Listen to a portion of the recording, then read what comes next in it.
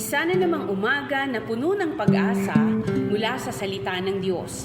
Halina at makibahagi sa ating umagang pagbubulay, pagpapalakas at pagpapatatag sa ating pananampalataya sa Panginoong Hesus. Mula sa Section 6 ng Southern Tagalog District Council of the Assemblies of God, tayong lahat ay magkaisa sa pagpapalagong espiritual.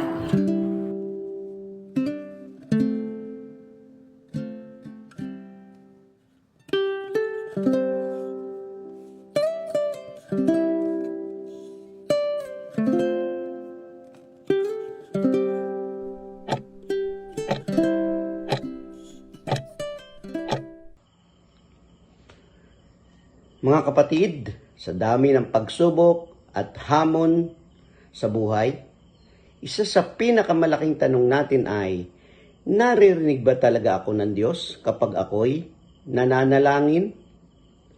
Ang sagot ng Biblia, oo, naririnig niya tayo kung tayo ay humihingi ayon sa kanyang kalooban. Ang teksto na ating pagbubulayan ngayon ay unang Juan 5:14 na sinasabi ay ganito. Hindi tayo nag-aatubiling lumapit sa Kanya dahil alam nating ibibigay niya ang anumang hingin natin kung ito'y naaayon sa Kanyang kalooban. Ang title po natin ay Manalangin ayon sa Kanyang kalooban. Ang panalangin ay relasyon. Hindi lang ito isang request. Ang panalangin ay paglapit sa isang ama na may malasakit, may kapangyarihan at may layunin sa ating buhay. Sabi doon sa talata, hindi tayo nag-aatubiling lumapit. Ibig sabihin, buo ang loob natin. Wala tayong takot o hiya. Bakit? Dahil alam nating anak tayo ng Diyos. May isang batang lalaki, si Nico, na laging lumalapit sa kanyang tatay tuwing gabi. Tay, pwede po ba akong maglaro pa ng 10 minuto? Minsan, pinapayagan siya. Minsan, hindi. Pero isang gabi, lumapit siya at humiling. Tay, pwede po ba tayong manalangin para sa lola ko na may sakit? Agad tumayo ang tatay niya. Hinawakan ang kamay ni Nico at sabay silang nanalangin. Hindi laging oo ang sagot ng tatay sa laro. Pero pagdating sa mga bagay na mahalaga at mabuti, lalo na kung ito'y ayon sa kagustuhan ng Diyos, hindi siya nag-aalinlangan. Yan po ang totoo. Kung tayo po ay nananalangin ayon sa kalooban ng Diyos, tiyak na tayo ay Kanyang sasagutin. Minsan, sa ating paglakad patungo sa mga gawain o paggawa ng mabuti, ito ay kalooban ng Diyos. Ang gumawa ng mabuti, tiyak na anuman ang ating hingin, gabay, pagpapala, kung ito'y ayon sa kalooban, ipagkakaloob ng Diyos sa atin. May panatag na puso kapag naaayon sa kalooban ng Diyos. Ang susi sa epektibong pananalangin ay pagsunod at pag-align sa kalooban ng Diyos. Hindi lahat ng gusto natin ay makabubuti para sa atin. Pero ang Diyos, alam niya ang tunay nating pangangailangan. Ang tanong ay ito, paano ko malalaman ang kalooban ng Diyos? Siyempre, ang sagot ay magbasa ng Kanyang salita. Dito natin malalaman kung ano talaga ang kalooban ng Panginoon pagkat ito po ay mismong salita ng Diyos na magsasabi sa atin kung ano ang kanyang kalooban. Pwede rin nating malaman ang kalooban ng Diyos sa ating pananalangin na may bukas na puso. Ang pananalangin ay hindi lang ikaw ang salita ng salita. Mismong ang Diyos ang nagsasabi sa atin kung tayo ay may bukas na puso. Kaya minsan sa ating pananalangin, sumandali tayong tumahimik at hayaan natin ng Diyos ang magsalita sa atin. Siyempre, paano pa natin malalaman ang kalooban ng Diyos? Humingi ng payo mula sa mga makadiyos, sa mga lingkod ng Diyos, sa mga Kristiyanong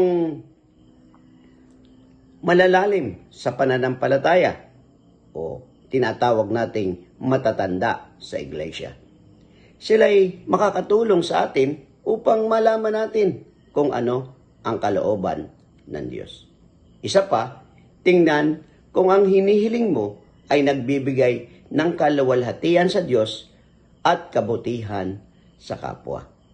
Dito natin malalaman kung ang ating hinihingi ay kalooban ng Diyos. Maraming bagay, nananalangin tayo, very personal. Minsan, hindi ito kalooban ng Panginoon. Mayroon nga akong isang kwenteng naalala. Isang magulang ang nangako sa kanyang anak. Ang kanyang pangako ay, anak, sa birthday mo, ibibili kita ng bisikleta. Ngunit tuwing magbe-birthday ang batang ito, ay laging nauubos ang kanyang pera. Ang kanyang inipon ay laging nauubos pagdating ng birthday niya. Kaya siya'y nahihiya sa kanyang anak dahil sa kanyang pangako. Ngunit dumating na muli ang birthday ng kanyang anak, ay naisip niya na huwag biguin ang kanyang anak. Kaya ginawa ng magulang na ito ay nangutang ng salapi upang pangbili ng bisikleta na kanyang pangako. Kaya dumating ang birthday at surprise niyang ibinigay ang bisikleta. At nung pagbigay niya, tuwan-tuwa ang bata. Sa paggamit ng bisikleta, doon lang sa bakuran, tuwan-tuwa ang bata. Dahil ang pangako ng kanyang magulang na bisikleta ay natupad. Sa katuwaan ng bata na magbisikleta, ay nagpaalam siya sa kanyang magulang, Nanay, pwede po bang lumabas ako ng kalye para magbisikleta? At ginawa ng kanyang magulang ay pinayagan siya. Maya-maya, narinig ng mga magulang ang isang malakas na kalabong, isang malakas. At napatakbo siya sa labas. Nakita nila ang kanilang anak ay nabundol ng isang sasakyan. Mapapansin natin, minsan, ang ating panalangin ay hindi natutupad. Bakit? Dahil hindi kalooban ng Panginoon. Pinipilit natin na ang sagot ay hindi, pero pinipilit natin. Kaya, minsan tayo ay napapahamak. So, kailangan ang ating panalangin, ito ba ay nagbibigay ng kaluwalhatian sa Diyos? O at kabutihan sa ating kapwa? Dito natin malalaman kung ano ang kalooban ng Diyos. Ang isa pang bagay na ating nakita sa talatang ito ay hindi nawawala ang tiwala natin doon sa talatang yon. Minsan, kahit tama ang puso natin at hinihingi natin ay mabuti, ang sagot ng Diyos ay hindi muna. May mas mabuting plano ako. Pero kahit ganon, hindi nawawala ng tiwala natin. Bakit? Dahil ang pananalig natin ay hindi lang sa resulta, kundi sa Diyos na tumutubad sa kanyang pangako. Alam niyo po, pag ang Diyos ay nangako, ito ay totoo.